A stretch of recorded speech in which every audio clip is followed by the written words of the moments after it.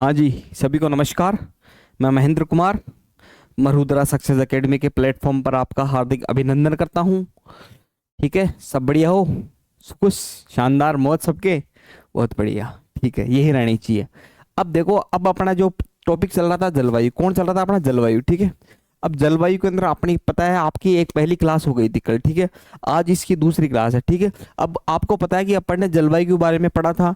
जलवायु के प्रभावित कारक कौन कौन से हैं, जलवायु क्या होती है, मौसम क्या होता है, ऋतु क्या होती है, ऋतु के प्रकार क्या क्या होते हैं। अपन ने मेन मेन इसकी बातें की थी कि कैसे कैसे, थोड़ा एक बेसिक आधार पर अपने को इसमें स्टडी की थी। ठीक है। अब अपन चलेंगे कि इस जलवायु को प्रभावित करने वाले कौन कौन से कारक हैं, भाई कौन कौन से इसको प्रभावित करते हैं। ठीक है। इसके बारे में चर्चा करेंगे। ठीक है। अब मेन चीज क्या होता है कि आपको पता है कि जलवायु को प्रभावित करने वाले जो मेन कारक है ना, वो तो कौन कौन से हैं? एक तो तापमान है, एक वायुदाब है और एक आर्द्रता है। तीनों, पूरी जलवायु, पूरी की पूरी जलवायु इनपुट की हुई है, तापमान, आर्द्रता और वायुदाब। ठीक है। अब इन तीनों में से कौन सा है मेन? मेन कारक है तापमान। क्यों? आपको मैंने कल बताया था, अगर तापमान बढ़ेगा तो वायुदाब घटेगा, वायुदाब घटेगा तो तापमान बढ़ेगा, दोनों में उल्टा सिस्टम है। ठीक है। तो मेन चीज है कि जो हीरो है ना, मेन हीरो जो पूरा कंट्रोल करता है वो है तापमान। अगर तापमान में ऊपर नीचे थोड़ा बहुत बदलाव हुआ ना, तो आर्द्रता भी बदलेगी और अपना वायुदाब भी बदलेगा। ठीक है। आपको पता है वायुदाब बदलेगा तो वायुदाब बदलते क्या आएगी? पवने। ठीक है। पवने आएगी या जाएगी, वो डिसाइड कौन करेगा? वायुदाब। ठीक है। और अपन ने पढ़ा था कल आर्द्रता। आर्द्रता से क्या होगी? वर्षा। आर्द्रता से क्या होगी? वर्षा। ये देख, अब आपको पता है कि राजस्थान की जो जलवायु है ना, अब अपन राजस्थान की जलवायु के बारे में बात करेंगे। राजस्थान की जलवायु को प्रभावित करने वाले कौन कौन से कारक है। ठीक है। कि इससे कौन कौन से, अभी अपन ने कल तो अक्षांश के बारे में बात की थी। क्या कहते?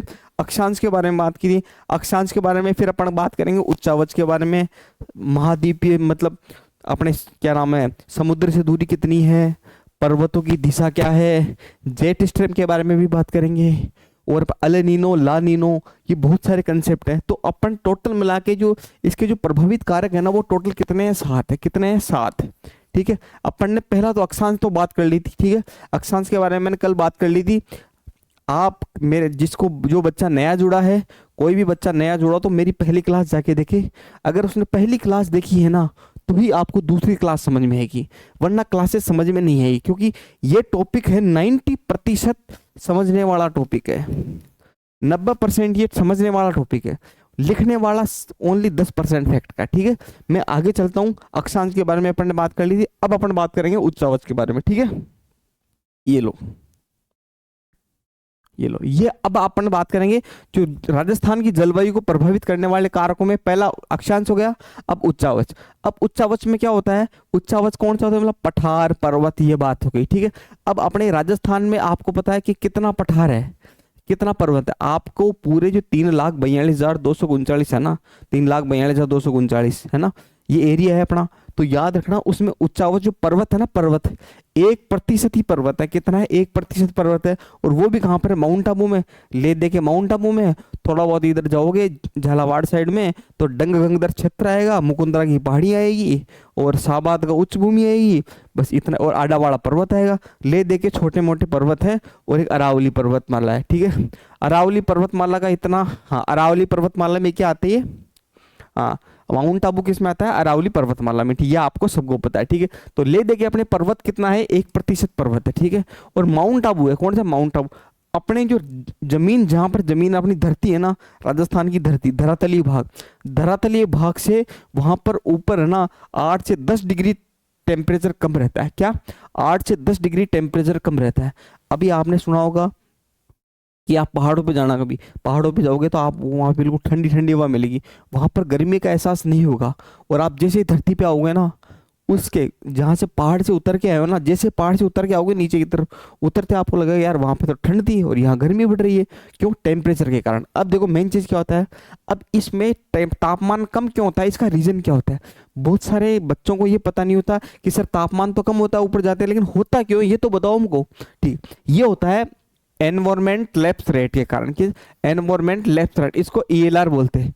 ईएलआर होता है कि ईएलआर एक अपन ने बिल्कुल एक औसत ले लिया कि आप 1000 मीटर मतलब 1 किलोमीटर ऊपर जाओगे ना तो 6.5 डिग्री कम हो जाएगा। क्या? 6.5 डिग्री कम हो जाएगा। ठीक, जैसे मान लो नीचे धरती पे कितना है, 40 डिग्री है, 40 डिग्री है, तो मैं यहाँ से 2 किलोमीटर ऊपर जाऊंगा ना तो 2 किलोमीटर, आपको पता है 1 किलोमीटर जाने पे कितना होता है, 6.5, 6.5 मतलब कितना, और 2 किलोमीटर पे कितना हो गया, 13, 6.5 को 2 से गुना करें तो 13 हो गया।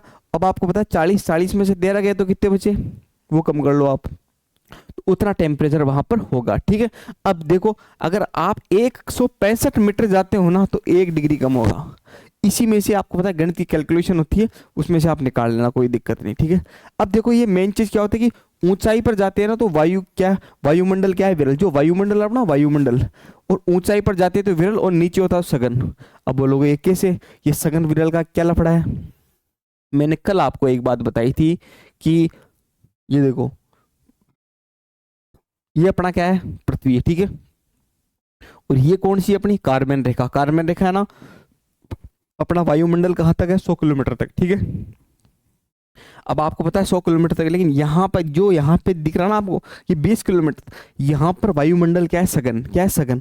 थोड़ा सा ऊपर जाओगे इसकी तुलना में विरल हो जाएगा, इसकी तुलना में ये विरल हो जाएगा, इसकी तुलना में ये विरल हो जाएगा, मतलब धीरे धीरे ऊपर जाते जाओगे ना विरल हो जाएगा। क्यों विरल क्यों हो जाएगा? मैंने कल आपको बताया था कि ग्रेविटेशन फोर्स के कारण। आपको पता है जो अपन यहाँ पे धरती पे खड़े हुए हैं ना बिल्कुल, तो आपको पता है यहाँ पर क्या वायुमंडल सघन है, क्या है, वायुमंडल सघन। वायुमंडल सघन क्यों? क्योंकि धरती क्या, अपनी जो पृथ्वी है ना वो ग्रेविटेशन फोर्स लगा रही, किस पे, वायुमंडल पे क्या लगा रही, ग्रेविटेशन फोर्स। तो ये अपनी तरफ खींच रही है, अब अपनी तरफ खींच रही है तो आसपास की तो खींच लेगी, लेकिन जो दूर है, अब आपको पता है धीरे धीरे धीरे जाओगे ना तो दूरी बढ़ेगी ना, तो दूरी बढ़ते ही तो आपको पता है जो ग्रेविटेशन फोर्स है वो कम होगा। ये आपके 10वीं क्लास में 9th क्लास के अंदर आता है। ठीक है, ग्रेविटेशन फोर्स का टॉपिक। ठीक है, अपन आप इस पर डिटेल से पूरा चर्चा नहीं कर सकते, आप साइंस वाले टीचर को पूछना, वो जैसे फ्री होंगे वो आपको बता तो मैं भी दूं, लेकिन ये आपके फिर अपनी क्लास है ना क्लाइमेट को छोड़ के सीधे गुरुत्वाकर्षण बल पे चली जाएगी। ठीक है, याद रखना। ठीक है, तो अपने को क्लाइमेट नहीं छोड़ना, मैं तो सीधा यही हूँ ना कि जो नीचे जो सघन होता है ना वो गुरुत्वाकर्षण बल के कारण होता है, और जो ऊपर होता है वो विरल होता है। ठीक है, विरल किसकी तुलना में, नीचे वाले की तुलना में। ठीक है, ये बात आपको याद रखनी है। क्लियर है? अब आ जाओ अपने टॉपिक पर। ठीक है, ये लो। ठीक है, ये आ गई अपना ऊंचाई, ऊंचाई विरल और नीचे सघन, ये मैंने दोनों भी चर्चा कर ली। अब देखना, अब जैसे मान लो कि मैं आपको एक कंसेप्ट बताऊं, ये देखना, ये अपना एक ग्राफ है। ठीक है, अब आपका ग्राफ बनते ही दिमाग आधों का जो दिमाग खराब हो जाता है, अरे गणित आ गई, गणित, चिंता मत करो, समझ में आ जाएगी आपको। ठीक है, मैंने क्या बोला है कि ये अपने जहाँ पे, यहाँ पे मैं खड़ा हूँ, ठीक है, यहाँ पर मैं खड़ा हूँ, ठीक है, इस जगह पे मैं खड़ा हूँ। क्लियर है? कलर चेंज कर दूँ थोड़ा सा, ये लो, यहाँ पर मैं खड़ा हूँ। ठीक है, ठीक है, यहाँ खड़ा हूँ। अब आपको पता है मैं जैसे ये धरातल है, मैं 1 किलोमीटर ऊपर जाऊंगा, क्या कहूँगा, 1 किलोमीटर ऊपर जाऊंगा। ये मान लो मैं 1 किलोमीटर ऊपर आ गया, 1 किलोमीटर ऊपर आते कितना डिग्री कम हो जाएगा, 6.5 डिग्री। ठीक है, अब मैं फिर 1 किलोमीटर और ऊपर जाऊंगा, ये लो 2 किलोमीटर ऊपर आ गया, फिर 6.5 डिग्री कम हो जाएगा। ठीक है, समझना बिल्कुल सिंपल चीज है, आप चीजों को खुद हार्ड बनाते हो, बिल्कुल सिंपल सिंपल चीज है, तरीके से समझना, समझ में आ जाएगी। ठीक है, अब मैं 1 किलोमीटर और जाता हूँ, 1 किलोमीटर, 2 किलोमीटर, 3 किलोमीटर, और हो गए 4 किलोमीटर। मैं कहाँ खड़ा हूँ, यहाँ आ गया 4 किलोमीटर। ठीक है, मैं 4 किलोमीटर पे आ गया। अब देखना, यहाँ ले रहा हूँ मैं, ठीक है, यहाँ। अब आपको पता है यहाँ पर जो धरती पर खड़ा हूँ ना, तो यहाँ पर कितना है टेम्परेचर, 40 डिग्री। कितना है यहाँ धरती पे, कितना है टेम्परेचर, 40 डिग्री। ठीक है, अब आपको पता है मैं जैसे 1 किलोमीटर जाऊंगा, 2 किलोमीटर जाऊंगा, 3 किलोमीटर जाऊंगा, तो 6.5 को 4 बार गुणा करूंगा, कितना आएगा, 26, 26। अब आपको पता है अब यहाँ टेम्परेचर कितना होगा, भाई यहाँ से तो मचड़ा, अब इस जगह टेम्परेचर कितना होगा नॉर्मली, यहाँ 40 था तो ऊपर कितना होगा, 40 में से 26 गया तो कितने बचे, 14। कितने बचे, 14। यहाँ पर होगा टेम्परेचर 14 डिग्री। ठीक है, ये किसके अनुसार दिखा रहा हूं मैं, एनवायरमेंट लैप्स रेट के अनुसार दिखा रहा हूं। क्लियर है? अब आ जाओ, अब हो गया कि मैं यहाँ हूं, अब मैंने जैसे मान लो कि ये तो अपना पड़ोसी का घर है, क्या है, ये 40 डिग्री है ना, कोई अब मतलब मान लो क्या नाम है, कोई पड़ोसी का गांव है, जैसे मान लो कोई आपका गांव है, आपके गांव के कोई 10 किलोमीटर दूर है ना, 10 किलोमीटर मान के चलो आपका गांव है, और आपके गांव या क्षेत्र कोई भी मान लो, ठीक है, कुछ भी गांव मान लो, ढाणी मान लो, आप एरिया खुद के हिसाब से देख लेना, 10 किलोमीटर, 20 किलोमीटर, 30 किलोमीटर, जो आपको एरिया पसंद आए उस हिसाब से चल लेना, ठीक है। मैं यहाँ पे खड़ा हूँ और एक मेरा पड़ोस का गाँव है, क्या पड़ोस का गाँव, ठीक है, मैं कहाँ खड़ा हूँ, 40 डिग्री पे, कहाँ खड़ा हूँ, 40 डिग्री पे लिए। और जो एक मेरा पड़ोस का गांव है ना, जो मेरा पड़ोस का दोस्त है, मतलब दोस्त, वो भी खड़ा है। अब ये मान लो कि ये है, ये आ गया मेरा पड़ोसी, ठीक है, ये मेरा पड़ोसी का गांव, और एक मैं यहाँ खड़ा हूँ, ठीक है, आपको बता दिया। अब यहाँ पर 40 है, तो यहाँ पर भी कितना होगा, 40, क्लियर है।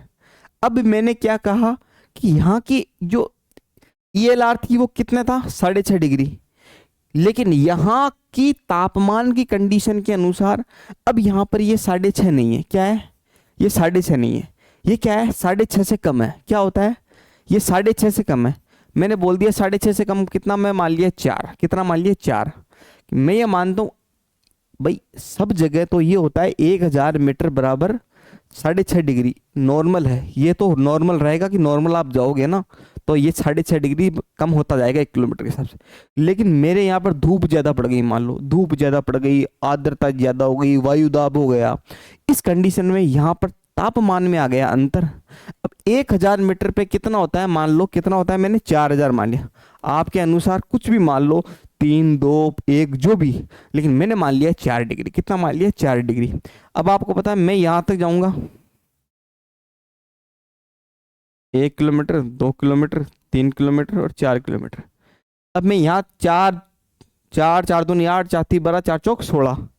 अब यहाँ पर कितना 16, तो 40 में से 16 गए तो कितने बचे, 20 नहीं 24, 40 में से 16 गए तो कितने बचे, 24। अब यहाँ देखो मैं यहाँ खड़ा था 40 डिग्री पर, वो भी 40 डिग्री पे था, नीचे तो 40 डिग्री है, दोनों गांवों में 40 डिग्री है, लेकिन यहाँ की मेरी तो बिल्कुल स्वच्छ वायु है, मेरे तापमान में कोई अंतर नहीं है, जो नॉर्मल रहता है वो तो नॉर्मल तापमान है। लेकिन मेरे पड़ोसी गांव में कुछ आपको मान लो तापमान में कोई हलचल हो गई, हलचल होते ही ये आपको पता है अब यहाँ पर ये 6.5 डिग्री नहीं हो रहा है, ये 4 डिग्री के अंतर हो रहा है। अब आप बताओ तापमान यहाँ ज़्यादा है यहाँ ज़्यादा है, ओबियसली तापमान कहाँ पर है, मेरे पड़ोस के, कहाँ पर है, पड़ोस वाले पर, पड़ोस वाले 24 डिग्री में ज़्यादा है, और यहाँ पर कितना है 24।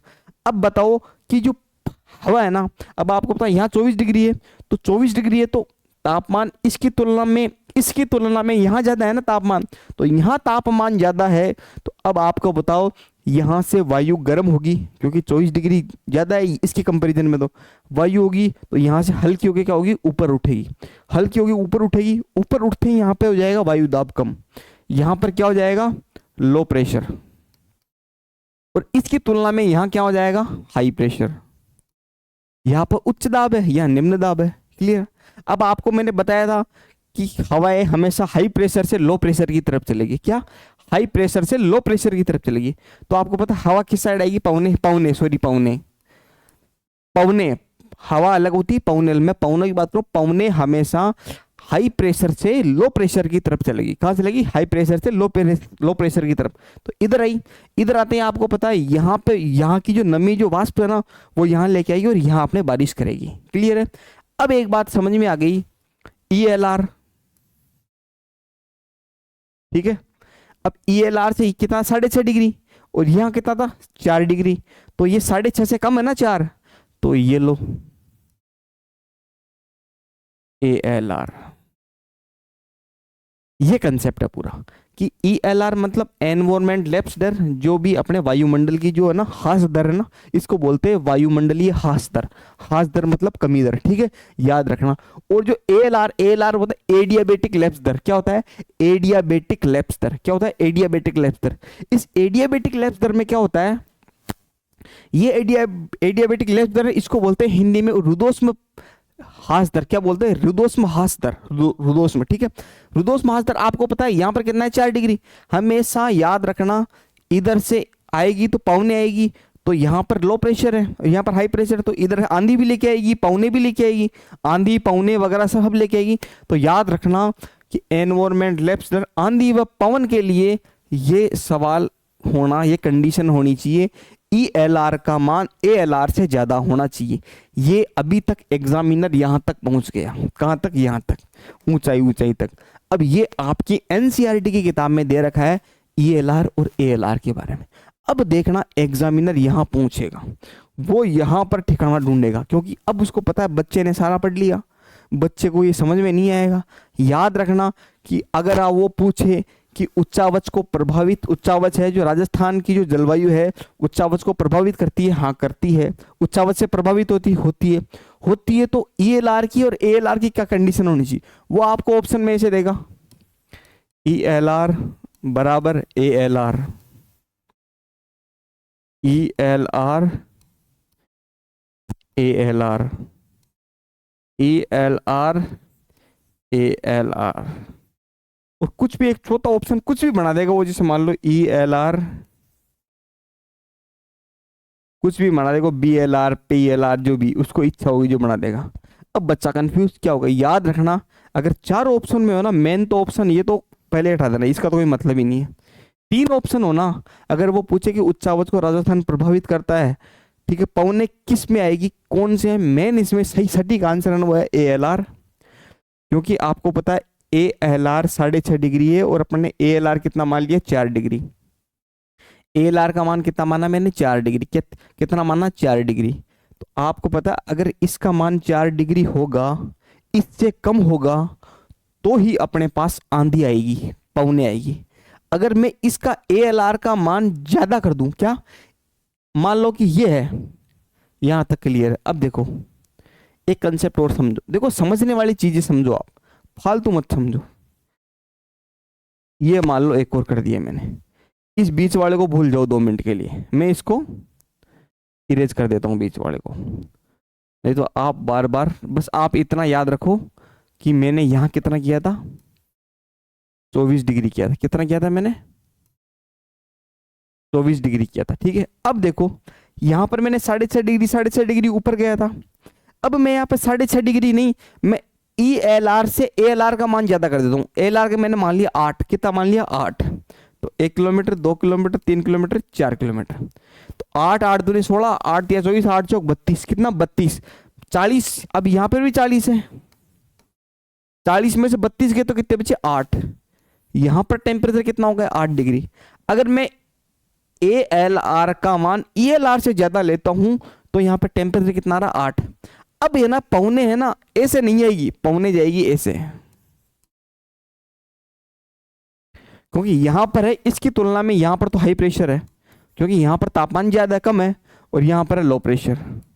पहले हवाएं ऐसे आ रही थी, क्यों, यहां पर 24 डिग्री था, अब पौने ऐसे जाएगी, क्योंकि यहाँ की हवा थी वो हल्की हुई, इसके कंपैरिजन में हल्की हुई, और अब इधर जाएगी, ठीक है। तो याद रखना, लेकिन अब आप बताओ यहाँ से हवाएं जा रही है, मतलब पौने जा रही है, क्या, सॉरी बार बार हवाएं ना मारा, पौने होती है मैन, ठीक है, याद रखना, ठीक है।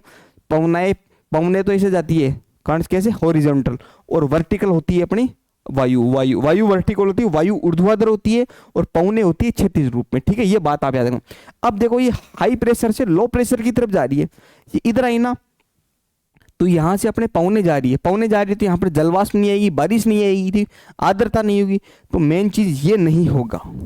ये कंसेप्ट अगर दोनों है ना, ELR ALR, तो पहले इसको प्रेफरेंस देनी है, क्या, इसको प्रेफरेंस देनी है। और मान लो ये वाली चीज ऑप्शन में नहीं है और ये वाली ऑप्शन में, तो फिर आपको जबरदस्ती इसको ऑप्शन को करना पड़ेगा, याद रखना, ठीक है।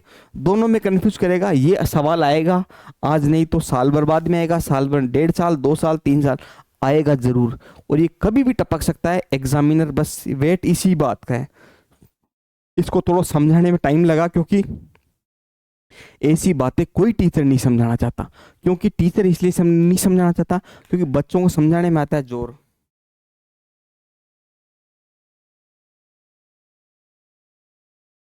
मैं चाहता हूं कि आपको कोई भी चीज समझाऊं, एक बार में समझा दूं, और ये आपकी दे रखा है, NCERT में दे रखा है, इसलिए समझाना पड़ता है। कुछ भी पूछ ले, अब कोई भी बच्चा आता है पूछे सर ALR क्या है, हो गए परेशान। ये वैसे आता है फर्स्ट ग्रेड के टॉपिक में, लेकिन मेन चीज है अब अपने को थोड़ा सा लेवल बढ़ा के चलना पड़ेगा।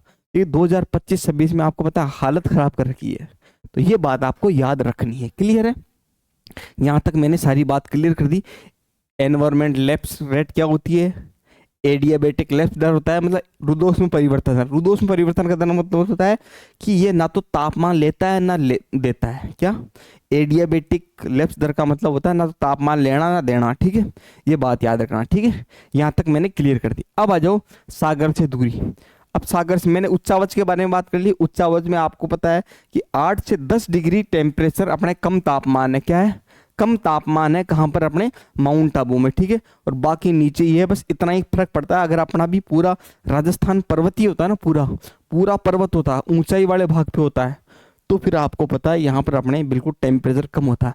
यहाँ पर अपने शुष्क जलवायु नहीं होती, आर्द्र या अति आर्द्र वाली कंडीशन होती। ठीक है, तो ये याद रखना। तो जलवायु को इफेक्ट करता है उच्चावच, क्योंकि अपना धरातल रूप में है तो शुष्क भी पाया जाता है। वो थोड़े बहुत पर्वत है तो अपने अति आर्द्र भी पाया जाता है, आर्द्र भी पाया जाता है, उपाद्र भी पाया जाता है, और अर्ध शुष्क भी पाया जाता है। अपने हर कंडीशन पाई जाती है। ठीक है, याद रखना। अब सागर से दूरी। अब आपको पता है सागर से दूरी, आपको पता है महासागर है, हिंद महासागर है, प्रशांत महासागर। आपको पता है इतने सागरों से दूरी अपनी राजस्थान की बहुत दूर है। कैसे है? ये देखो, ये देखो, ये अपना भारत का मैप है। ठीक है, अब भारत का मैप है तो ये आपको पता है ये कौन सा है? हिंद महासागर। कौन सा है? ये इंडियन ओशियन। ये ना इंडियन ओशियन, ये हिंद महासागर है। अब हिंद महासागर में आपको पता है इधर ये अरेबियन सागर मतलब अरब सागर। क्या है? अरब सागर।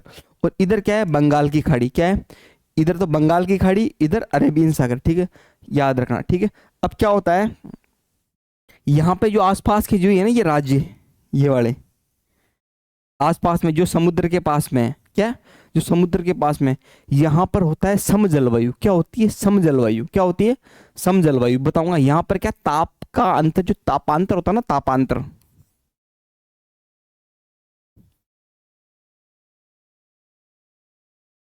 यहाँ तापांतर कम पाया जाता है। जहां पर जो महाद्वीप के पास जो मतलब ये वाले है ना, ये चीज ही कौन सी, ये राज्य जितने भी है, केरल, तमिलनाडु, जो भी है, मुंबई वगैरह। ठीक है, ये सारे किसके पास में? अपने इसके पास में। कहाँ पर? अपने समुद्र के पास में। समुद्र के पास में होने के कारण यहाँ पर तापांतर कम पाया जाता है। और जहां पर तापांतर कम पाया जाता है ना, उसको बोलते हैं सम जलवायु। क्या बोलते हैं? सम जलवायु।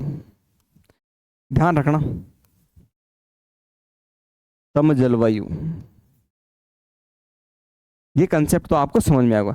जहां पर ताप का अंतर कम, तापांतर कम, जैसे मान लो कि सुबह तो 30 डिग्री है और रात को आया 28 डिग्री। कितना आया? रात को आया 28 डिग्री। तो 30 और 28 में कितना अंतर आ गया? 2 का अंतर आ गया। कितना का? 2 का अंतर। और जैसे आप राजस्थान में चल जाओ, भाई साहब दिन में तो 45 है, शाम को आ गए तो 25 है। दिन में तो 45, शाम को 25, तो कितना हो गया? 20 का अंतर हो गया ना। तो अपने राजस्थान में क्या है? तापांतर ज्यादा है। क्या है? तापांतर ज्यादा है। ठीक है, तो तापांतर जहां ज्यादा होता है ना, अगर तापांतर अधिक है ना, तो उसको बोलेंगे महाद्वीपीय जलवायु। क्या बोलेंगे?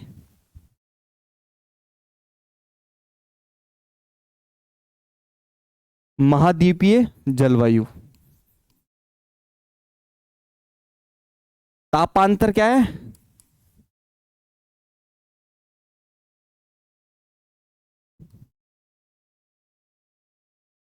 अगर तापांतर अधिक है तो महाद्वीपीय जलवायु बोलेंगे। याद रखना, ये आपकी हरिमोहन सक्सेना और अपनी आरबीएससी किताबों में साफ साफ लिखा हुआ है कि जहाँ पर तापांतर अधिक होता है उसको महाद्वीपीय जलवायु बोलते हैं, जहाँ पर तापांतर कम होता है उसको सम जलवायु बोलते हैं। ठीक है, आपको पता है अपना राजस्थान ये रहा, मारो प्यारो राजस्थान है ना।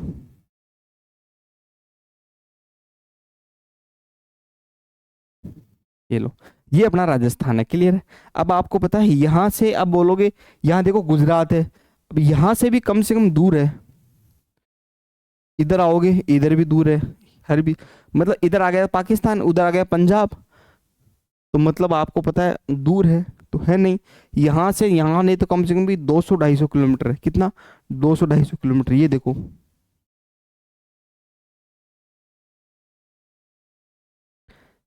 अरब सागर 400 किलोमीटर दूर। जो अपनी इकोनॉमिक सर्वे है ना उसमें दे रखा है कि अरब सागर से अपना जो राजस्थान है ना वो 400 किलोमीटर दूर है। और जो कच्छ की खाड़ी है ना, अरब सागर में पड़ती है कच्छ की खाड़ी। ठीक है, वो 225 किलोमीटर दूर है। क्या है? 225 किलोमीटर दूर। मतलब समुद्र से, जैसे मान लो अगर समुद्र मान लो कोई 50-60 किलोमीटर या 100 किलोमीटर भी होता ना तो मान लेते हैं, क्योंकि अपने को इफेक्ट पड़ जाता है। लेकिन आपको पता है कि सागर से दूरी है, तो सागर से दूर है तो यहाँ पर आपको पता है तटीय भाग, तटीय भाग कौन से, मैंने बोला मुंबई, केरल, तमिलनाडु, जो भी, वो सम जलवायु पाई जाती है। उनमें क्या पाई जाती है? सम जलवायु। सम जलवायु कहाँ पाई जाती है? जहाँ पर तापांतर कम होता है। मैंने अभी बोला जहाँ तापांतर कम है, जहाँ तापांतर कम है वहाँ पर सम जलवायु, जहाँ पर तापांतर अधिक है उसको महाद्वीपीय जलवायु बोलते हैं। ठीक है, ये देखो। और राजस्थान में आपको पता है कौन सी जलवायु पाई जाती है? महाद्वीपीय जलवायु पाई जाती है, जहाँ पर तापांतर अधिक होता है। ये दोनों कंसेप्ट समझ में आ गए आपको। ठीक है, यहाँ तक आपको पता है कच्छ की दूरी से आपको पता है कच्छ की खाड़ी है ना, यहाँ से 225 किलोमीटर और अरब सागर से 400 किलोमीटर। दोनों कंसेप्ट याद रखना। ठीक है, ये बात आपको याद रखना। ठीक, तो अपने जो यहाँ पर कौन सी पाई जाती है? महाद्वीपीय जलवायु पाई जाती है। आपको ऑप्शन में देगा कि राजस्थान में कौन सी जलवायु पाई जाती है? सम जलवायु पाई जाती है, महाद्वीपीय जलवायु पाई जाती है। तो ध्यान रखना, सागर से दूरी है तो आप सागर से दूरी होने के कारण अपने कौन सी जलवायु पाई जाती है? महाद्वीपीय जलवायु पाई जाती है। इस प्रकार वो सवाल पूछेगा। ठीक है, तो सवालों के लिए तैयार रहना, वो कैसे क्या पूछेगा। ठीक है, अब आगे चल रहा हूं मैं अच्छे से कंसेप्ट के लिए। ये लो, ठीक है। अब अपने राजस्थान में कौन सी है? महाद्वीपीय जलवायु। ठीक है, इसके बारे में चर्चा करेंगे। ठीक है, अब देखो वायुमंडल में असंतुलन। मैंने आपको बोला अपने आंधी आती है, आंधी आती है, पवने आती है ना। वायुमंडल में असंतुलन कब होगा? जब ELR का मान ALR से ज्यादा होगा। मैंने ELR का मान कितना बताया था? 6.5 डिग्री। और मैंने ALR का मान कितना लिया था? 4 डिग्री। 4 डिग्री लिया था ना मैंने। ये देखो, ये देखो ELR का मान ALR से मैंने ज्यादा लिया था। ये देखो यहाँ किया था ना मैंने 24 डिग्री, यहाँ पर 4 डिग्री का अंतर लिया था। ये 6.5 डिग्री का अंतर था और यहाँ पर 8 डिग्री का अंतर था। तो ये ALR है, ELR है, ये ALR है। ALR का मान इससे ज्यादा है, ALR का मान इससे कम है ना, है ना। तो ये ALR का मान तो याद रखना, ये मैंने कंसेप्ट लिया था। तो आपको पता है यहाँ लिया तो कितना रहा? 24 डिग्री। और यहाँ पर कितना है? 24 डिग्री। तो तापमान यहाँ पर अधिक है तो यहाँ पर निम्न वायुदाब, यहाँ पर लो प्रेशर हो गया, यहाँ पर हाई प्रेशर हो गया, तो पौने अपने यहाँ पर ऐसे आएगी। ठीक है, ये बात मैंने बताई थी आपको, तो याद रखना। आंधी के लिए हमेशा आंधी या पवने अपनी तरफ आकर्षित करने के लिए ALR का मान कम होना चाहिए ELR से। ELR में कितना? 6.5 डिग्री। तो 6.5 डिग्री से कम कुछ भी ले लो, 5 डिग्री ले लो, 4 डिग्री ले लो, 3 डिग्री ले लो, 2 डिग्री। लेकिन 6.5 से ऊपर गया ना तो अपनी तरफ आंधियां नहीं आएगी, आंधी अपने से जाएगी, फिर पवने जाएगी। तो याद रखना, वायुमंडल में असंतुलन, आंधी का मेन कारण होता है वायुमंडल में असंतुलन। क्योंकि आपको पता है कि हर जगह 6.5 डिग्री अपने तापमान लिया था कि 6.5 डिग्री आप ऊपर जाओगे तो तापमान कम होगा। लेकिन वायुमंडल में असंतुलन हो गया क्योंकि तापमान की वजह से हो गया। मैंने बोला था कि अपने पड़ोस के गांव में है और अपन यहाँ खड़े हैं, यहाँ पर भी 6.5 डिग्री, मतलब यहाँ पर भी नीचे आएंगे ना धरती पे तो 40 डिग्री है, और वहां पर भी धरती पे 40 डिग्री है अपने पड़ोस के गांव में जहाँ पे अपना दोस्त रहता है। लेकिन अपने यहाँ तो कंडीशन ठीक है, अपने तो यहाँ पर जो भी कोई वायुमंडल में कोई अंतर नहीं है, अपने ऊपर जा रहे हैं तो 6.5 डिग्री कम हो रहा है।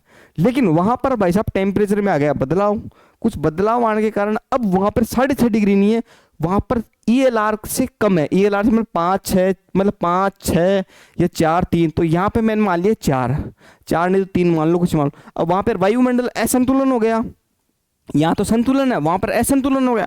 उसी असंतुलन के कारण वहां पर क्या हो गया? टेम्परेचर क्या हो गया? वहां पर 4 किलोमीटर जाके कितना हो गया? 24 डिग्री। और मेरे यहाँ पर कितना है? 14 डिग्री। दोनों सेम है, यहाँ 24 डिग्री है, यहाँ पर 14 डिग्री है। तो आपको पता है कि यहाँ पर तापमान ज़्यादा है ना, और यहाँ पर तापमान कम है। तो आपको पता है जो पवन है ना वो ऐसे आएगी, कहाँ से?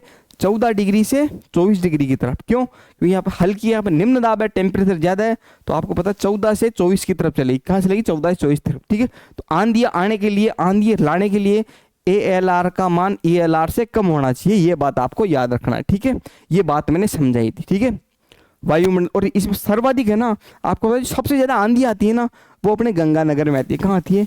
गंगानगर में आती है, और हनुमानगढ़ में आती है। गंगानगर में 27 दिन तक आंधी आती है और हनुमानगढ़ में आती है 25 दिन तक।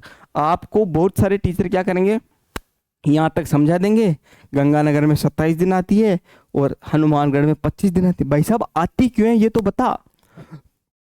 एग्जामिनर ने तो ये तो पूछ लिया कि एग्जामिनर आगे नहीं बढ़ेगा, एग्जामिनर आगे नहीं बढ़ेगा क्या? एग्जामिनर यहीं तक थोड़ी रुकेगा है, वो तो आपको पता हालत खराब करेगा तुम्हारी, वो मैं जानता हूं उसको अच्छी तरीके से। वो यहाँ तक रुकने वाला थोड़ी है। वो बच्चों की हालत खराब करके रखे, क्योंकि बच्चे कंसेप्ट को नहीं समझते। बच्चे क्या करते हैं, ऊपर ऊपर से उनको सस्ता मैटर चाहिए। सस्ता मैटर मेरे पास नहीं मिलेगा। मेरे पास सस्ता मिलेगा, हाई क्वालिटी का मिलेगा, क्वालिटी अच्छी होगी। आपको पता है थोड़ा सा टाइम लगेगा, आपको नहीं समझ में आ रहा है लेक्चर को वापस देखो, बार बार देखो, लेकिन समझ में आएगा। आंधी लाने के लिए अपने क्या चाहिए, A L R, A L R का मान, ए एल आर का मान ई एल आर से कम होना चाहिए, ठीक है। तब अपने आंधी आएगी, वरना आंधी यहाँ से जाएगी, यहाँ से पौने जाएगी, ठीक है। तो याद रखना, ठीक है। और जो सबसे कम आएगी ना, वो झालावाड़ में आएगी 3 दिन। क्या आएगी, झालावाड़ में 3 दिन और कोटा में 5 दिन। ये बात आपको याद रखनी है। अब आपको पूछे कि सर्वाधिक आंधियाँ कहाँ आती है। आंधियाँ तो आपको पता है कहाँ आती है, अपने यहाँ पर गंगानगर हनुमानगढ़ में, ठीक है। अब ये बताओ, अब एग्जामिनर आपको दे दे कि सर्वाधिक राजस्थान में आंधियों का विकास कहाँ से होता है। मतलब वायुमंडल में अब आंधी कैसे होगी, वायुमंडल में असंतुलन होगा। हाँ, जैसे ही वायुमंडल में असंतुलन होगा तो आंधी आएगी। लेकिन ये आंधियाँ तो आती तो अपने कहाँ पर है, गंगानगर में।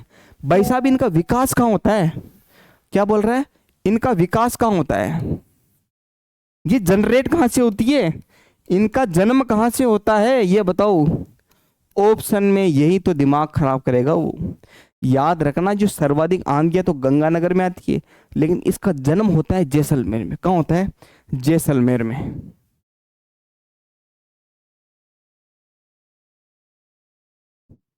बीकानेर में। ये दोनों बात आप याद रखना।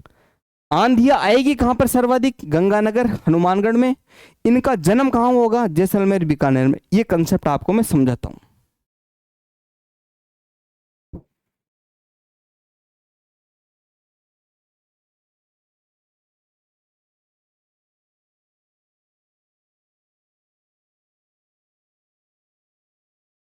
ये देखो, आपको पता है यहाँ अपना कौन सा है, जैसलमेर। यहाँ बीकानेर है, यहाँ गंगानगर है, और यहाँ पर अपना हनुमानगढ़ है। अब देखो, यहाँ पर अपना जैसलमेर है, यहाँ बीकानेर, यहाँ गंगानगर, यहाँ हनुमानगढ़, ठीक है। अब आदमी क्या होता है कि यहाँ आंधियाँ तो यहाँ पर आती है, लेकिन आंधियों का विकास यहाँ पर। अब बोलोगे सर विकास यहाँ पर होता तो यहीं आनी चाहिए आंधी, यहाँ क्यों आ रही है। उसका भी रीजन है। आपको पता है आंधियों ने जन्म यहाँ लिया, क्या, क्योंकि आपको पता है सबसे ज्यादा टेम्परेचर का अंतर कहाँ होता है। मैंने क्या बोला था, अंतर। अगर वायुमंडलीय, आपको पता है वायुमंडल में अंतर आएगा, वो कहाँ आएगा, जैसलमेर बीकानेर में। यहाँ तो और भी इसके इसकी तुलना में यहाँ तो और भी टेम्परेचर ठीक है। क्या है, टेम्परेचर ठीक है। आपको पता है यहाँ तो 48 48 चल जाता है, यहाँ टेम्परेचर कितना है, 42। तो यहाँ पर टेम्परेचर, लेकिन आंधी यहाँ नहीं चाहिए, क्योंकि आंधी वहाँ आएगी जहाँ पर तापांतर ज़्यादा हो गया होगा, तापांतर ज़्यादा होगा। लेकिन यहाँ पर आती है फिर भी, क्यों, मेन चीज़ क्या होता है, आंधी तो विकास यही हुई। लेकिन आपको पता है एक अपनी जो पृथ्वी गोल घूमती है ना, है गोल घूमती है, तो इस पे बल काम करता है, कोरियोलिस बल। कौन सा, कोरियोलिस बल। इस कोरियोलिस बल के कारण है ना,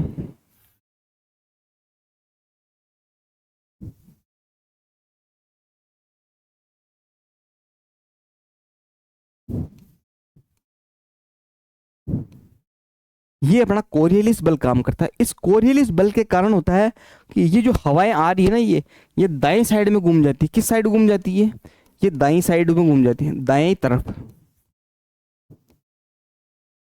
आपको पता है पृथ्वी ऐसे घूमती है, ठीक है, घूमती है, घूमती घूमती आपको पता है कोरियोलिस बल काम करेगा। कोरियोलिस बल अब ये है ना, इस साइड घूम जाएगी। विकास तो यहाँ पर हुआ, इस साइड घूमते हैं, आपको पता है यहाँ आएगी फिर वो आंधियाँ। तो सवाल पूछेगा वापस, आंधियों का विकास कहाँ होता है, जैसलमेर बीकानेर, ठीक है। आंधियाँ आती कहाँ पर है, गंगानगर हनुमानगढ़। गंगानगर में 25 दिन, हनुमानगढ़ में, सॉरी, गंगानगर में 27 दिन, हनुमानगढ़ में 25 दिन। ये बात को आपको ध्यान में रखना, दिमाग में। और एग्जामिनर ये सवाल पूछेगा, अब इसका नंबर भी लेगा। ये बात आपको ध्यान रखना, मैंने बहुत अच्छे तरीके से समझाई है, ठीक है। ये बात आप याद रखिए, यहाँ तक कोई दिक्कत नहीं है, यहाँ तक मैंने समझा दिया। अब आ जाओ, बबूले क्या होता है। बबूला, इसको बहुत सारे लोग ऐसा बोलते हैं, भूत नहीं आएगी, भूत नहीं आएगी। भूत नहीं क्या होता है, ये देखो, ऐसा आपने देखा होगा बिल्कुल गाँव के अंदर, बिल्कुल जो बिल्कुल गोल सा हो जाता है, बिल्कुल, है ना। तो ये क्या कारण है, क्या होता है, इसका कारण क्या होता है। जैसे मान लो कि जो ये वाला छेद है ना, ये वाला जहाँ से घूम रही है, यहाँ पर मान लो कितना है वायुदाब। यहाँ वायुदाब मान लिया मैंने 800, कितना मान लिया मैंने, समझाने के हिसाब से 800, ठीक है। और जो ये आस पास के है ना, यहाँ पर राउंड में, यहाँ मैंने मान लिया 880, कितना मान लिया 880, और यहाँ पर इसके और ऊपर गया ना, तो यहाँ पर कितना हो गया 900, फिर और थोड़ा सा बाहर गया ना इसके तरफ, तो यहाँ हो गया 1000। अब बताओ, जो वायुदाब है ना, तापमान नहीं वायुदाब, वायुदाब अंदर कितना है 800, बाहर कितना है 880, ऊपर कितना है 900, और ऊपर कितना है 1000। याद रखना, जो जहाँ पे अपन बीच में सेंटर है ना, वहां तो वायुदाब कम है और बाहर की तरफ वायुदाब है। जैसे मान लो कि यहाँ पर भी 980 है, 980, 980, 980, 980, 980, एक सर्किल बन गया, क्या सर्किल बन गया मेरे चारों तरफ 980 का, ठीक है। 880 का एक सर्किल बन गया, 1000 का एक सर्किल बन गया। तो एक मतलब जो मतलब समदाब रेखा है ना, वो गोलाकार रूप हो गया, क्या समदाब रेखाओं का गोलाकार। अब आपको पता है मैंने बोला था पौने कैसे आएगी, हाई प्रेशर से लो प्रेशर की तरफ, हाई प्रेशर बाहर की तरफ है 1000, अंदर क्या है 800, तो वो अंदर की तरफ आएगी ना, तो वैसे घूम जाएगी बिल्कुल, ऐसे घूम के ऐसे गोली बन जाएगी बिल्कुल। जैसे आपने वो दिवाली में वो जमी चक्कर देखा होगा ना, वैसे होती है, ठीक है।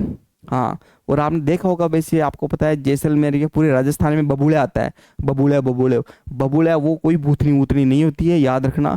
बहुत सारे गांवों में भ्रांतियां हैं कि भूतनी है, दूर घूम जा, चीज़ों के मजे लिया करो, मस्त रहा करो, कोई मतलब वो भूतनी वूतनी कुछ नहीं होती है। वो ओनली समदाब रेखाओं का चक्कर होता है, वायुमंडल असंतुलन होता है, इसके कारण बबूलिया आता है, ठीक है। ये बात आपको याद रखनी है। ये देखो, तापांतर अधिक होता है, तापांतर अधिक होगा तो तापांतर में अंतर आएगा, वायुमंडल में असंतुलन होगा। समदाब रेखा है वृत्ताकार, मैंने बोला समदाब रेखा है, समदाब रेखा है कौन सी, समदाब रेखा है, मैंने बोला 980, 980, 980 मतलब गोलाकार रूप हो गया, फिर 1000, 1000, 1000 गोलाकार रूप हो गया, ठीक है। तो ये समदाब रेखा है, क्या है, वृत्ताकार रूप में आ गई, और वायु चक्रीय रूप में, और ये सर्वाधिक जैसलमेर में। याद रखना, सबसे जो बबूला पड़ता है वो कहाँ आता है, जैसलमेर में। कहाँ आता है, जैसलमेर। वापस बोल रहा हूँ, मैंने बोल दिया, समझा दिया, बबूला जैसलमेर में है। याद रखना क्या है, ये वायुमंडल का असंतुलन है, समदाब रेखा है, ये वृत्ताकार। अगर वो आपको ऐसा पूछेगा समदाब रेखाएं वृत्ताकार रूप में हो तो उसे क्या कहते हैं, तो बबूला कहते हैं। क्या कहते हैं, बबूला। याद रखना, ठीक है। अब देखो लू, लू तो आपको पता है बिल्कुल तेज तरीके को तावड़ो पड़ जाए, तावड़ो पड़ जाए, ठीक है। सतह वायु, सतह वायु और उष्ण शुष्क।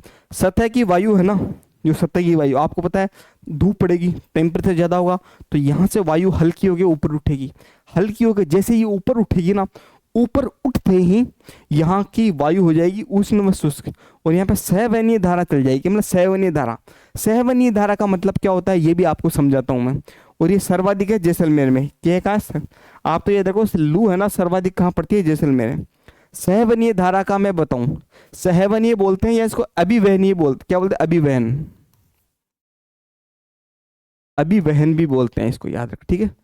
सहवन बोलते हैं, अभिवहन दोनों बोलते हैं। अब देखो क्या होता है, ये तो आंधी हो गई, याद रखना, मैंने बताया था अभी आपको।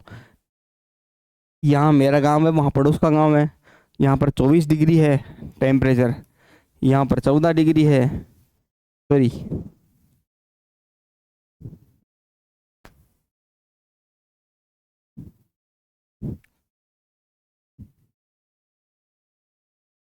जहाँ से आंधी आ रही है ना, तो यहाँ पर तो कितना है 24 डिग्री, और यहाँ पर कितना है 14 डिग्री। यहाँ लो टेम्परेचर है, यहाँ पर लो टेम्परेचर है, तो लो टेम्परेचर, यहाँ पर हाई प्रेशर, तो इधर आएगी हवा, तो यहाँ पर आंधी आ रही है। मैंने बता दिया, बबूला के बारे में बता ही दिया। अब देखो इसके बारे में, और ये होती है लू। लू के बारे में भी मैंने चर्चा की थी, लू।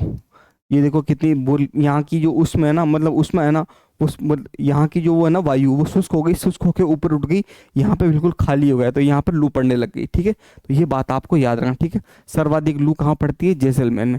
अब ये लू क्यों पड़ती है, उसमें कारण क्या था। अब देखो, जैसे मान लो ये पानी की रोड, एक सिंपल उदाहरण लिया मैंने, ये पानी की रोड है। अब पानी की रोड मैंने बाल्टी में डाल दी, क्या डाल दी, डाल दी। अब याद रखना, पानी में बाल्टी डाल दी, अब जो देखो ये रोड पूरी गर्म हो गई, यहाँ से पानी, ये आसपास वाला पानी गर्म करेगी, ऐसा तो नहीं दूर का कर लेगी, पहले आसपास वाला करेगी। तो ये पानी इसने गर्म किया ना, तो जैसे ये पानी गर्म होगा ना, पानी गर्म होते ही ऊपर की तरफ आ जाएगा। क्या, वापस बोल रहा हूँ, ये यहाँ का जो पानी है ना, वो गर्म हुआ, गर्म होता ही तो आसपास का तो ठंडा ही, लेकिन पहले यहाँ का गर्म हुआ, गर्म होते ही ये आ गया पानी ऊपर, वो ठंडा पानी चला गया नीचे। याद रखना, आप है ना एक पतीला लेना, आज घर पे प्रैक्टिकल करना, एक पतीला या चाय की भगोनी लेना, उसमें डालना पानी, पानी डालोगे ना, पानी डालते ही उस पतीले में करना पानी गर्म। पानी गर्म करेगा ना, पानी गर्म करते ही आप है ना उसको 5 मिनट, 5 से 10 5 मिनट पूरा फुल गर्म मत करना उसको। 5 मिनट बाद में देखना आप उसमें उंगली डालना, आपको ऊपर सतह पे है ना दिखेगा कि यार पानी गर्म हो गया क्या। लेकिन आप जैसे थोड़ा अंदर डालोगे ना, हाथ हल्का सा अंदर डालोगे तो अंदर नीचे मिलेगा ठंडा। क्यों? क्योंकि ऊपर तो आप क्या सोचते हो कि ऊपर से पानी चेक कर लिया कि हाँ गर्म हो गया, नहीं वो पूरा गर्म नहीं हुआ। वो नीचे तक जाओगे ना तो नीचे वाला ठंडा पड़ा। क्यों? क्योंकि ये पानी जो ऊपर आया ना गर्म होके, वो पहले नीचे ही था। तो जैसे ही गर्म पानी था, हल्का हुआ पानी, क्योंकि आपको पता है गर्म चीज़ हल्की होती है, हल्की होते ही सीधा ऊपर आ गया और ठंडा पानी नीचे गया। ठीक है, याद रखना। ठीक है, क्योंकि ठंडा पानी फैलता है और ठंडा पानी क्या कहता है, सिकुड़ता है। क्या? ठंडा पानी सिकुड़ने की प्रकृति होती है, याद रखना। ठीक है, तो ये ऊपर आ गया, तो यही प्रक्रिया होती। अभी जैसे मान लो आप चाय पीते हो, चाय का तो सभी शौकीन होंगे, जनरल जनरल। आप चाय गर्म पियो, आपको बिल्कुल स्वाद लगेगी, क्या यार क्या चाय बनाई है। ठीक है, और वही चाय आप ठंडी पी लो, क्या वही चाय आप ठंडी पी लो, ठंडी अरे वो इतनी स्वाद देगी। क्यों? क्यों? मैंने आपको बोला था, आप क्या करते हो, चाय पिया आपने, चाय होती है गर्म, गर्म चाय पियोगे तो आपकी जो ये जीभ है ना, इस पर वो गर्म चीज़ है वो फैल जाएगी। मैंने आपको बोला गर्म चीज़ पहले फैलती है, तो ये फैल जाएगी आपकी जीभ में। और जीभ में आपको पता है यहाँ पे जो स्वाद कणिकाएं होती है ना जीभ में, पूरा स्वाद देती है उस चीज़ का, इसलिए आता है अपने को स्वाद। और जैसे अपन चाय पीते हैं, क्या चाय पीते हैं, चाय पीते हैं क्या होता है, ठंडी पी ली। अब ठंडी पीगी तो वो क्या, चाय फैली नहीं, ठंडी चाय फैलती नहीं है, और फैलती नहीं है ना तो उसका स्वाद भी नहीं आता। इसलिए स्वाद नहीं आता क्योंकि वो पूरी जीभ पर फैल नहीं पाती पूरी। अगर गर्म चाय होगी तो वो पूरी जीभ पर फैल जाएगी अच्छी तरीके से, इसलिए आपको स्वाद आएगा।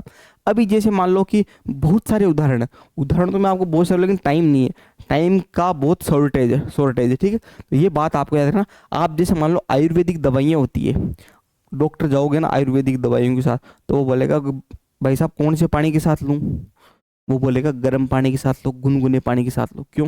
गुनगुना पानी क्या करेगा, उस चीज़ को पूरी को फैलाएगा। वो जो दवाई है ना पूरी अच्छी तरीके से आपके जो ब्लड में आपके मतलब मिलने की फटाफट प्रक्रिया है, क्योंकि वो फैलेगा, ठंडे के कंपैरिजन में ज़्यादा फैलेगा, याद रखना। ठीक है, ये बात आपको आगे और बताऊंगा कंसेप्ट से तरीके से। ठीक है, तो याद रखना मैंने आपको यही बताई है कि गर्म पानी होके ऊपर आएगा। ठीक है, ठीक है, और ये जो ऊपर आता है ना पानी ऐसे, यहाँ पर इसके पास में है ना ऐसी कुछ आप देखना, बिल्कुल ऐसे पानी हटता हुआ नजर आएगा, धीरे धीरे धीरे धीरे हटता हुआ नजर आएगा, उसको भी बोलते हैं सहवनीय। सहवनीय या अभिवनीय, अभिवनीय। हिंदी आप देख लेना, हिंदी मेरी थोड़ी कमजोर है, इस हिसाब से आप देख लेना। ठीक है, सहवनीय और अभिवनीय। ठीक है, ये दोनों आप बात याद रखना, क्लियर है। ये देखो, सहवनीय अभिवनीय। ठीक है, और ये सर्वाधिक कहाँ पड़ता है, जैसलमेर। मैंने तीनों की बात कर ली, याद रखना। महाद्वीप एक बार रिपीट कर देता हूँ वापस, बच्चों आपके दिमाग में थोड़ा सा उच्चावच है। उच्चावच के बारे में मैंने बात की आज कि पर्वत है, पर्वत में आपको होता है 8 से 10 डिग्री कम। क्यों होता है? क्यों होता है?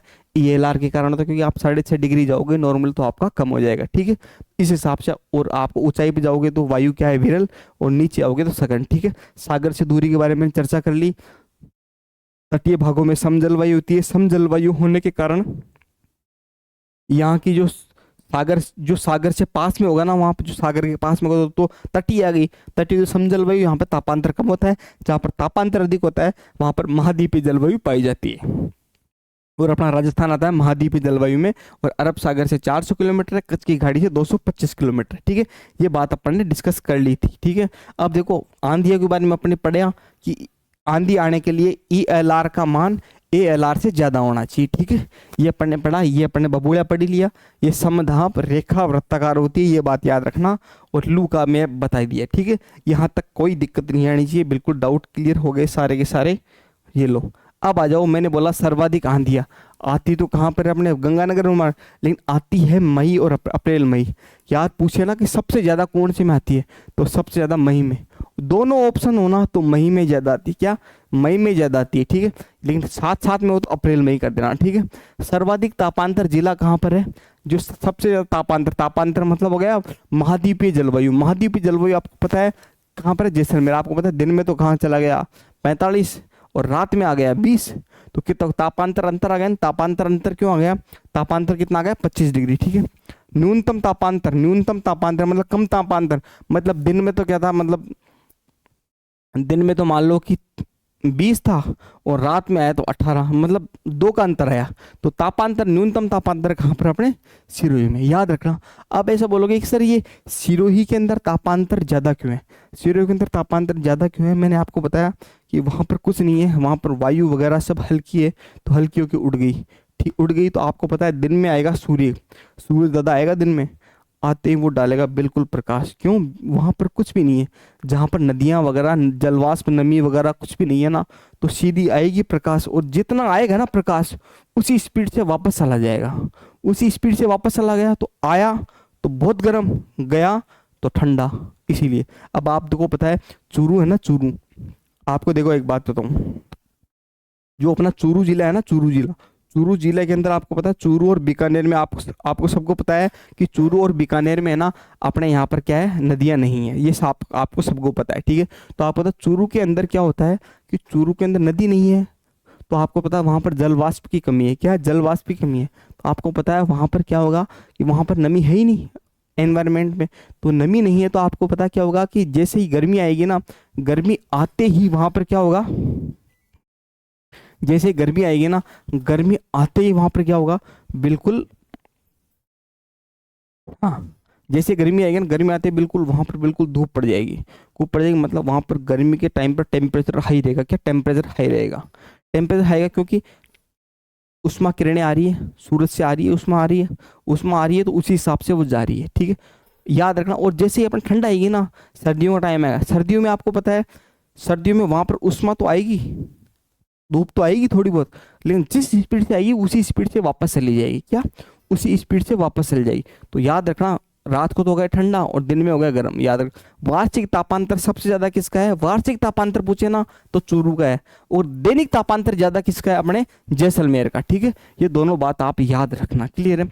अब मैंने बोल दिया, पहले अपन ने अक्षांश पढ़ा, फिर उच्चावच पढ़ा, तीसरा अपने समुद्र से दूरी पड़ी, और चौथा अपन पढ़ेंगे पर्वत की दिशा या स्थिति या पवन की दिशा, ठीक है, याद रखना, ठीक है।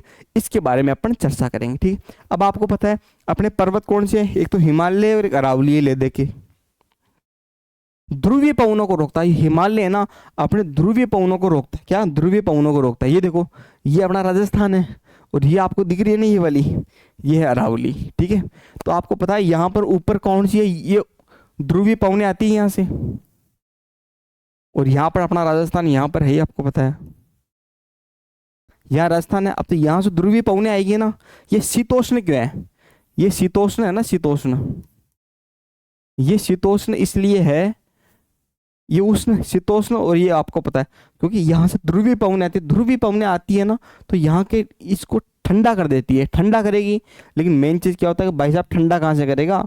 यहाँ तो आ गया अपना हिमालय, हिमालय अपना बैरियर आ गया, तो यहाँ पर आपको पता है इसीलिए यहाँ पर आप लोगों को उपोष्ण में आता है, यहाँ पर शीतोष्ण में नहीं आता है। पहले उपोष्ण आता तो शीतोष्ण में, लेकिन यहाँ पर अपनी उपोष्ण जलवायु है, ठीक है। क्यों है? इसका कारण है यहाँ अपने हिमालय का, अगर हिमालय नहीं होता ना तो भाई साहब यहाँ पर भी बिल्कुल कड़ाके की ठंड पड़ती, बिल्कुल शानदार मौसम हो जाता है। तो क्यों है? कारण क्या है? हिमालय, हिमालय को उठा के और आपको पता है इधर राजस्थान के दक्षिण में लगा दो, दक्षिण में लगा दोगे ना भाई साहब, यहाँ पर बर्फ जम जाएगी तगड़ी वाली, याद रखना। हाँ, इसीलिए आपने देखा होगा हिमाचल के, इसके अरावली की जो पास पास में है ना, वहाँ पर बिल्कुल ठंड है। क्यों? क्योंकि आपको तो ध्रुवीय पवनें आएगी तो एक साथ सारी को थोड़ी रोक लेगी, कुछ तो निकल ही जाता है कैसे भी करके, तो वो यहाँ के आसपास है, लेकिन फिर इतनी दूर नहीं आ पाती क्योंकि अपना राजस्थान दूर पड़ता है, ठीक है। ये बात आप याद रखना, क्लियर है। हिमालय ध्रुवीय पवनों को रोकता है, ये बात सही है। मानसूनी पवनों को भारतीय भूभाग में रखता है। अब जो मानसूनी पर्वत होती है, मानसूनी पवनें होती है, अभी मैं आगे पढ़ाऊंगा मानसूनी पवनें क्या होती है। ये देखो, आपको पता है यहाँ से अपने दक्षिण पश्चिम से आती है, यह तो आती है अरब सागर की, और ये आती है बंगाल की खाड़ी से। ये यहाँ से आएगी, और ये तो यहाँ से अपनी एंट्री मारेगी, कहाँ से मारेगी? बांसवाड़ा से। और ये कहाँ से? अपनी झालावाड़ से एंट्री मारेगी, ठीक है। ये ऐसे ऐसे आएगी, ठीक है, ठीक है। अब देखो, मानसून इधर से भी आ रहा है, इधर से भी आ रहा है, लेकिन ये आपको पता है यहाँ पर अपनी अरावली है। क्या है? अरावली है। तो अब आपको पता है ये अरावली को उधर तो पार नहीं कर सकता, और ये अरावली के ऐसे ऐसे पास पास में से निकल गया। अब इनको पता नहीं है यहाँ पर बैठा है हिमालय, यहाँ ऊपर क्या बैठा है? हिमालय। हिमालय है ना, इस पवनों को आगे नहीं जाने देता, यहीं कहीं रोक लेता है। तो अरब सागर वाली मानसून पहुंचने को तो यहाँ रोक लिया इसने, हिमालय ने कहा नहीं रुक जा दादा भाई, आगे मत जा, आगे हिमालय है, ठीक है। और जो इधर से आ रही है ना, इधर से ये ऊपर जाने ही नहीं देता, इसको क्रॉस नहीं करने देता, ना तो बंगाल की खाड़ी को क्रॉस करने देता, ना अरब सागर को क्रॉस करने देता। तो इसलिए याद रखना, जो अपना हिमालय है ना, वो अरब सागर की पवनों को भी रोकता है, मतलब भारतीय भूभाग में रखता है। कहाँ पर रखता है? भारतीय भूभाग में रखता है। ये देखो, मानसूनी पवने भारतीय भूभाग में, किसके कारण? हिमालय के। हिमालय के एक ये तो फायदा है, ये तो अपना फायदा है कि मानसूनी पवनों को रोकता है, लेकिन एक नुकसान है अपनों को, क्योंकि ध्रुवीय पवनों को ये रोकता है। मेन चीज़ है कि ध्रुवीय पवनों को रोकेगा तो आपको पता है वैसे भी हालत खराब हो ही रखी है, ध्यान रखना, ठीक है। अरावली, अब अरब सागर की मानसून शाखा समांतर, मैंने अभी बोला था ये अरब सागर की शाखा है, ये अपनी अरावली है। इस अरावली के कारण इसके समानांतर है, ऐसे ही अरावली है और ऐसे ही अपनी रेखा वो जा रही है, मानसून जा रहा है। तो इसके समानांतर होने के कारण ये है ना पश्चिमी राजस्थान, इसके अंदर आपको पता है वृष्टि छाया प्रदेश है, यहाँ पर आपको पता है शुष्क जलवायु है। अगर ये हिमालय यहाँ नहीं होता ना, तो भाई साहब यहाँ पे जैसलमेर में भी बढ़िया फसलें वगैरह शानदार होती, ठीक है। क्यों? मानसून आता, अच्छा आता, बारिश वगैरह होती। और आपको ये बात है आपको याद रखने के लिए। और जो अपना बंगाल की खाड़ी वाला आ रहा है ना, तो ये देखो ये ऐसे ऐसे आ रहा है इस साइड में, तो इससे टकराएगा, इससे टकरा के यहाँ रुक जाएगा, इसके आगे नहीं बढ़ेगा। मतलब बंगाल की खाड़ी की जो मानसून की है ना, उसके तो क्या है लंबवत, और जो अपने अरेबिक जो अरब सागर है ना, उसके क्या है समानांतर। ये हिमालय, इसके तो क्या है समानांतर, और इसके क्या है लंबवत। हिमालय अरब सागर मानसून की शाखा के तो समानांतर है, और बंगाल की खाड़ी के समकोण में, अवरोध में, ठीक है। ये बात आपको याद रखनी है, ठीक है। मैंने 4 बातें कर ली। पहली कौन सी की? याद रखना, टॉपिक है, समझने हैं, आए हुए सवाल है, बहुत है। पहला मैंने बोला अक्षांश, दूसरा उच्चावच, तीसरा बोला मैंने समुद्र से दूरी, चौथा बोला मैंने पर्वत की दिशा। मैंने 4 टॉपिक पे कर ली, अब मैं 3 पे और चर्चा करूंगा, फिर अपना ये खत्म हो जाएगा। कौन सा? ये कौन सा, मतलब जलवायु को प्रभावित करने वाले कारक। फिर उसके बाद में अपन ऋतु पढ़ेंगे, ऋतु के बाद में फिर अपने कोपेन वोपेन इनके बारे में चर्चा करेंगे, ठीक है। आ जाओ, ये लो वर्षा। मैंने अभी बोला था वर्षा, वर्षा क्या होती है? मानसून, ठीक है, ठीक है। मानसून 90%, आपको पता है मावट, मावट आती है सर्दियों के अंदर, ठीक है, जो क्या होती है कि सरसों, चना, गेहूं, जो इन फसलों के लिए लाभदायक होती है। इसके बारे में अपन बात करेंगे, आगे बात करेंगे। आप तो ये समझ लो भाई 10% जो वर्षा होती है वो मावट से, जैसे मान लो अपना टोटल वर्षा होती है 100%, क्या होती है 100% होती है ना, तो 10% जो वर्षा होती है वो तो मावट के कारण होती है, और 90% होता है मानसून के कारण। कौन सा मानसून? कौन सा मानसून आता है अपना? कौन सा? दक्षिणी पश्चिमी मानसून, ये वाला जो आ रहा है ना अरब सागर और बंगाल की खाड़ी वाला, दोनों मानसूनों से 90% होती है, और 10% किससे होती है? अपनी टोटल ये मावट से।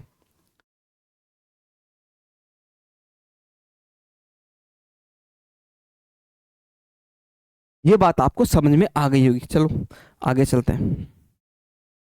अब मानसून का मैंने बोला था अरब सागर और बंगाल की खाड़ी, दो से आता है अपना, याद रखना। जल वाष्प तो सबसे ज्यादा कौन लेके आएगा? 90%। जो टोटल अपने राजस्थान में जो जल वाष्प होगा ना, जल वाष्प 90% जल वाष्प तो कौन लेके आएगा? अरब सागर। और बंगाल की खाड़ी कितना लेके आएगी? 10%। ये देखो,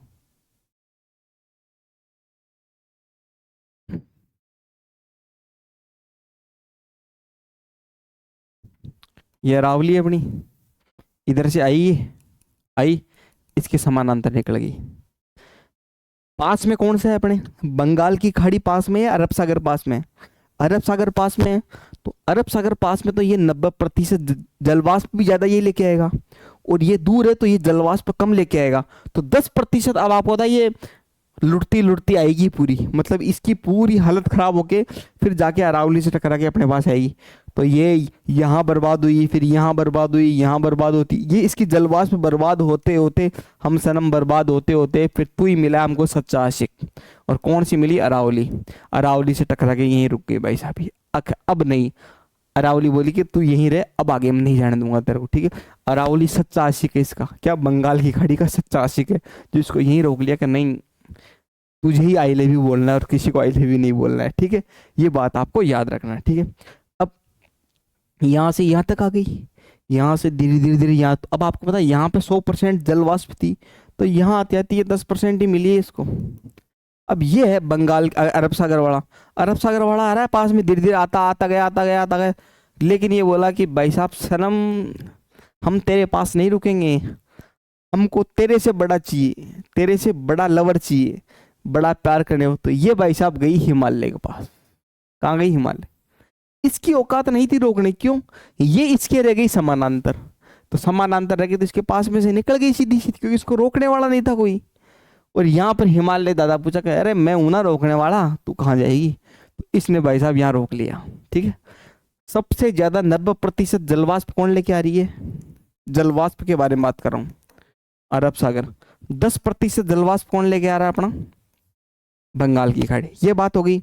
अब देखो ये सीधी सीधी निकल गई, तो इसकी वर्षा कितनी हो रही है तो 90% जलवाष्प, लेकिन अपने को फायदा कितना हो रहा है इससे? 10%। ये वाली है ना 90% तो आ तो रही है, लेकिन भाई साहब लास्ट में लुगाई तो इसकी रह गई नहीं है। भाई ये कहाँ से डिवोर्स लिया, किसी से विधवा हुई, खो हुआ के, लेकिन भाई साहब लास्ट में तो यही हुआ ना, यही रुका ना। तो जो राजस्थान की जो 90% जो वर्षा होती है ना, वो बंगाल की खाड़ी से होती है, 10% से होती है किससे? अपने अरब सागर से। ठीक है, याद रखना। जलवाष्प तो सबसे ज्यादा कौन ला रहा है? अपना अरब सागर। जलवाष्प कम लाके 10% कौन लेके आ रहा है? बंगाल की खाड़ी। वर्षा ज्यादा कौन कर रहा है? अपना बंगाल की खाड़ी। वर्षा कम कौन कर रहा है? 10%। यही है कंसेप्ट। जलवाष्प कौन लेके आ रहा है? अरब सागर अपने पास में पड़ता है, तो 90% जलवाष्प तो ये लेके आ रहा है, और जो बंगाल की खाड़ी है ना, ये 10% लेके आ रहा है। क्या ये 10% लेके आ रहा है? क्या? जलवाष्प। लेकिन भाई साहब फायदा पूरा पहुंचा रहा है 90% का। क्या फायदा 90% का पहुंचा रहा है? ये ला तो 10 रहा है, लेकिन 90% का। लेकिन ये भाई साहब ये कमीना आदमी है, ये भाई साहब लेके तो 90% आ रहा है, लेकिन दे 10% दे रहा है। बाकी किसको दे रहा है? हिमालय को जाके दे रहा है कि ले हिमालय, मैं तो बचता बचाता, मेरे को तो अरावली रोक रही थी, मैं तो बचता बचाता तेरे पास आया हूँ सनम, और तू बेवफा मत करना। ठीक है, तो याद रखना अरब सागर अपनी बेवफा है, सबसे प्यारी है बंगाल की, लेकिन ये लुटती पिटती कैसे आ गई, लेकिन आ गई अपने पास में। ठीक है, ये याद रखना। ठीक है, आगे चलो। इन दोनों का 90% हो गया, टोटल वर्षा होगी ना 10% मावट से, और ये। ठीक है, और किसी को परसेंट में समझ आ रहा है तो प्रतिशत तो आपको सबको समझ में आता होगा, और प्रतिशत नहीं आता ना समझ में, तो मैथ्स वाले टीचर से पूछना, आता तो समझा तो मैं भी दूं, लेकिन फिर गलत हो जाएगा क्या मतलब। ठीक है, तो ये बात आपको याद रखना। ठीक है, नोट। राजस्थान में आपको पता है उपाद्र जलवायु। क्या है? उपाद्र जलवायु। ठीक है, उपाद्र जलवायु है, यहाँ पर ना तो शुष्क है, शुष्क भी है, अर्ध शुष्क भी है, उपाद्र भी है, आर्द्र भी है, और अति आर्द्र भी है। लेकिन जो औसत जलवायु पूछोगे ना, तो उपाद्र जलवायु। क्या है? औसत। ये है औसत जलवायु। आपको औसत जलवायु पूछे तो उपाद्र है। ठीक है, राजस्थान के पूर्वी भाग में 50 सेंटीमीटर से अधिक वर्षा, और पश्चिमी भाग में 50 सेंटीमीटर से कम वर्षा। क्या? ये देखो,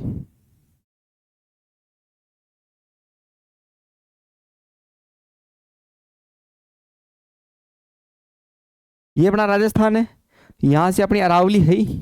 ठीक है, अब यहां हो गया ना पूर्वी साइड में, तो यहां पर 50 सेंटीमीटर से ज्यादा है, 50 सेंटीमीटर से ज्यादा समवर्षा रेखा है, और यहाँ पर 50 सेंटीमीटर से कम है। ठीक है, यहाँ आपको पता है, मैं आगे आपको बताऊंगा, यहाँ पर 25 सेंटीमीटर है, फिर 45 है, 75 है, 80 है, 100 है। तो याद रखना, इधर आओगे ना राजस्थान की पूर्व की साइड में तो 50 सेंटीमीटर है, और इधर जाओगे तो पश्चिम में कितना आएगा?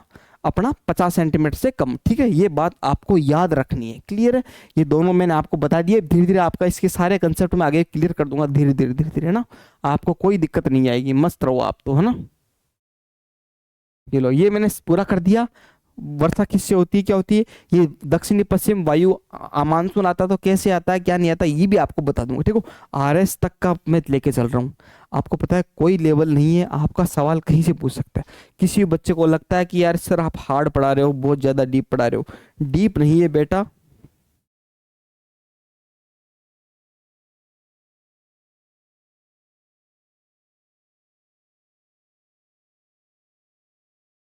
ये डीप नहीं है, ये ठीक है, मैं लेवल ठीक लेके चल रहा हूँ। ठीक है, ये बात याद रखना। क्लियर? अब देखो, अब आ जाओ वर्षा। वर्षा। अब वर्षा कैसे होती है? सापेक्ष आर्द्रता, ये फॉर्मूला याद कर लो। सापेक्ष आर्द्रता, क्षमता।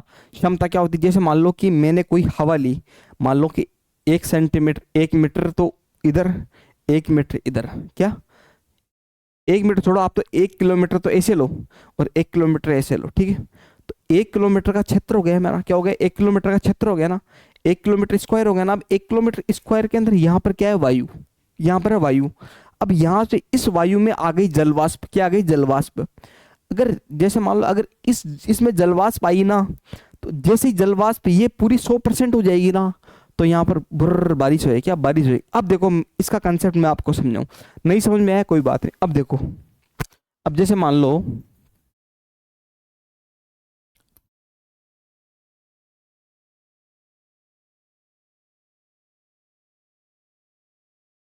ये लो, ये कमरा है, क्या है? कमरा है। इसके अंदर बच्चे बैठ सकते हैं 300। इसमें कितने बच्चे बैठ सकते हैं? 300 बच्चे। तो जो ये दिख रहा है ना आपको, ये एरिया कमरा, वो क्या है? क्षमता। क्षमता मतलब वायु। एरिया क्या है? एरिया, ठीक है, ओके। मैं यहां से बच्चे की एंट्री करवाता हूँ, ये बच्चे घुसे भाई साहब।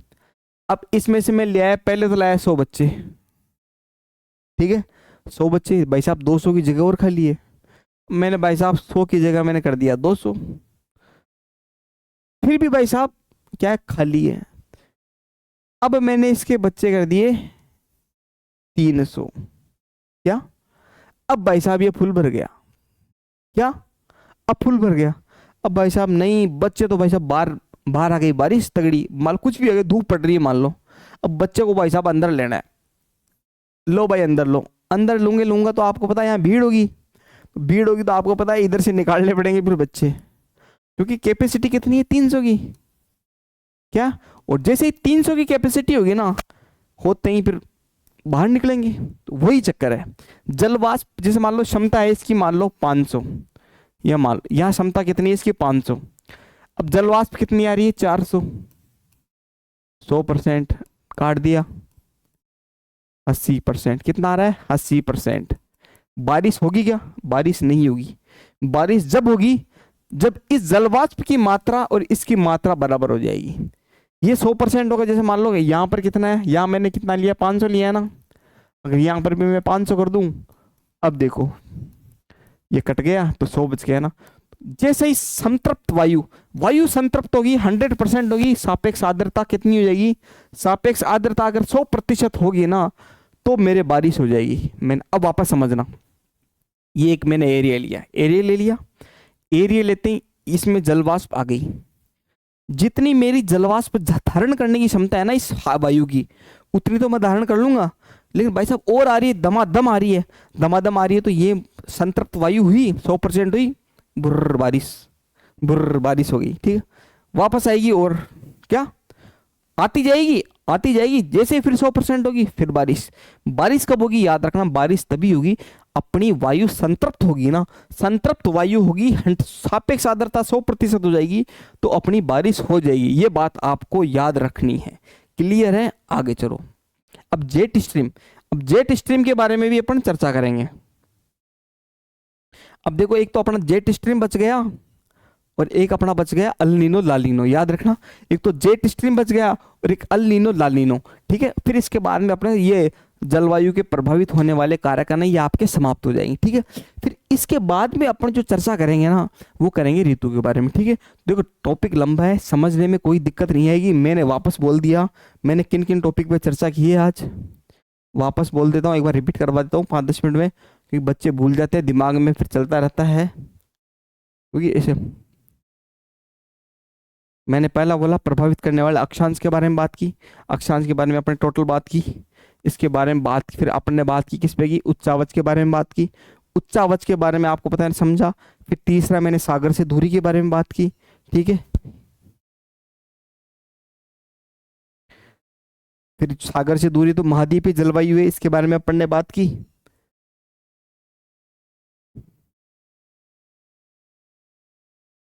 फिर अपन ने जेट, अब यहाँ तक बात की, ठीक है, यहाँ तक बात की टोटल। और अपन ने पर्वत की दिशा के बारे में बात की। ये सारी बात करने के बाद में अब अपन जो कल पढ़ेंगे ना वो जेट स्ट्रीम पढ़ेंगे। क्या पढ़ेंगे? जेट स्ट्रीम पढ़ेंगे। जेट स्ट्रीम के बाद में अपन पढ़ेंगे उसके जो मतलब अल नीनो ला नीनो, फिर ये खत्म हो जाएगा। फिर इसके बाद में पढ़ेंगे अपन ऋतु, फिर उसके बाद में पढ़ेंगे ऋतु। तो ये थोड़ा टॉपिक लंबा है, कोई दिक्कत नहीं है, आप आराम से मस्त रहो स्वस्थ रहो। देखो मैं कहाँ तक कमी करूँ, आप बोलोगे कि देखो अगर आपको बोलोगे, आप बोलोगे नहीं हमको सर शॉर्ट पढ़ाओ, शॉर्ट मैं पढ़ा नहीं सकता क्योंकि मेरा दिल नहीं मानता। क्या? शॉर्ट तो मैं पढ़ा दूं लेकिन मेरा दिल नहीं मानता।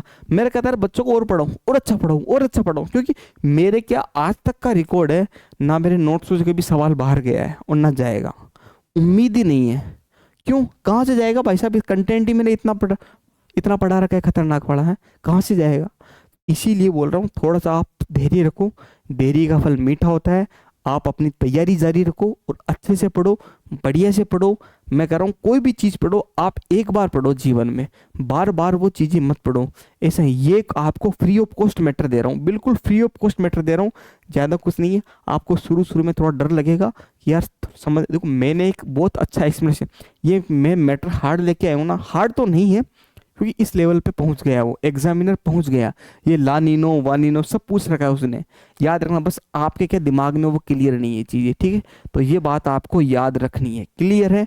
अब आपको ध्यान से पढ़ना है, पूरे लेक्चर पढ़ने हैं, एक एक चीज़ को ध्यान से पढ़ना है। कोई चीज़ नहीं समझ में आए तो मेरे को कमेंट कर देना है, जैसे ही मैं फ्री होऊंगा आपके कमेंट का रिप्लाई कर दूंगा, ठीक है? आराम से स्वस्थ रहो, मस्त रहो, अच्छे से पढ़ो, बहुत अच्छे से। अगर आपको बोले कि सर मेरे को कंटेंट में दम लग रहा है तो आप देखो, वरना देखो यार नहीं देखने वाला तो वैसे भी नहीं देखेगा। और आपके दोस्तों फ्रेंड्स वगैरह इनको सबको शेयर करो ये वीडियो, आपको जितना शेयर करोगे उनको भी फायदा होगा, ठीक है? और अगर आपको इस चैनल को सब्सक्राइब करना है और फ्रेंड्स से दोस्तों सबसे सब्सक्राइब करवाना है तो याद रखना इसमें वीडियो को लाइक करना है। पसंद आएगा, आएगा कंफर्म आएगा, पढ़ने वाले को पसंद आएगा ये मेरे को पता है। हाँ अगर मेरे को कोई दिक्कत आ रही है, आपको कोई दिक्कत आ रही है, मैं समझाने में, देखो मेरा पूरा फोकस है समझाने पे 100%। मैं आपको देता हूँ पूरा मेरा 100, मेरा जितना ज्ञान है ना मैं आपको दे डालता हूँ। ये भी है, ये भी पढ़ लो, वो भी पढ़ लो, जितना होता है मैं देने की कोशिश करता हूँ, ठीक है? तो आप भी उसको प्राप्त करने की कोशिश करो, ठीक है? और आप पढ़ते जाओ, आराम से पढ़ो, और वीडियो को लाइक करना, कोई दिक्कत है तो कमेंट करना, ठीक है? ओके, नमस्ते।